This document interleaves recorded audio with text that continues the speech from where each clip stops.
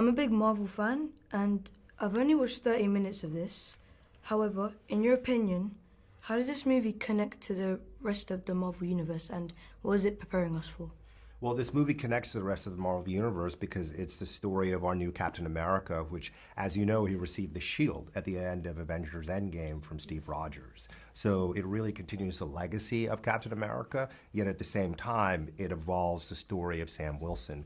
And it's an opportunity for him to bring his own reservoir of experience, his own unique skill set and point of view to this role, and help us understand why Captain America is so important to this universe and why Captain America is also important as a leader of the Avengers. And as you know, the Avengers have historically been led by a Captain America. So in terms of pointing us forward, this is an opportunity to see why Sam is so special, why Sam as a leader is somebody who is so inspiring.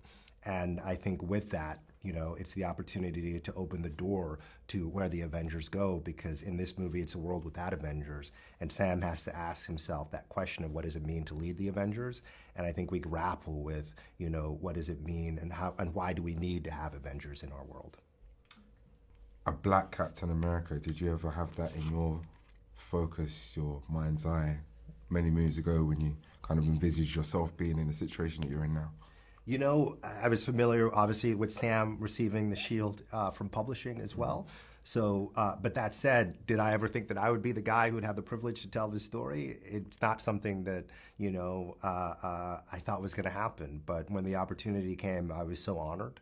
You know, this is a Captain America that, again, reminds us why this figure is so important for everybody. He stands for justice and integrity and this really incredible empathy. And to have Sam and Anthony embody that on the screen, it's really, really awesome. And I'm just thrilled that I get to tell the story. Having to kind of keep things in line with the narrative, is that something that douses your creativity, or are you appreciative of the fact you've got an anchor from which to work from? I love having the anchor, and it doesn't, you know, inhibit me creatively because, you know, I love having certain parameters because it actually sometimes forces you to become more creative in figuring out how you tell the story. So, you know, knowing that there's such a rich legacy of Captain America, there's a continuity of Sam Wilson and all these characters, yet there still is a freedom to develop them and take them to a new direction in the telling of this story. That was really cool and very fun. What's it like then working on something you know everybody's waiting for?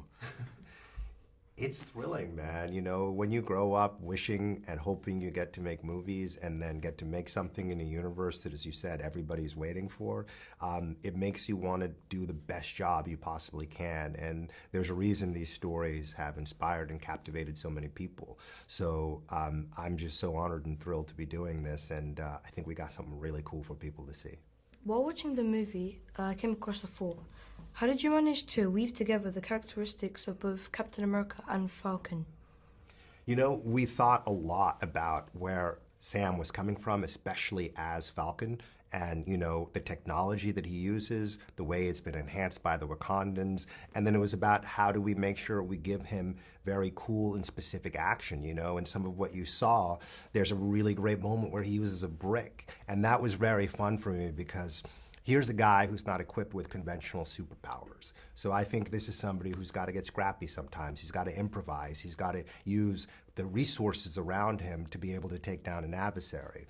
That's an element of who he was as Falcon as well, but now that's part of him as Cap. But he still's got that shield. He still has got the aura and the sense of pride and all those other characteristics, you know, the integrity of what makes a great Captain America. So it's thinking about the character and all the details, how he thinks, how he moves, and also who he is in terms of his skill sets and his powers. Appreciate your time. Thank you so much, man.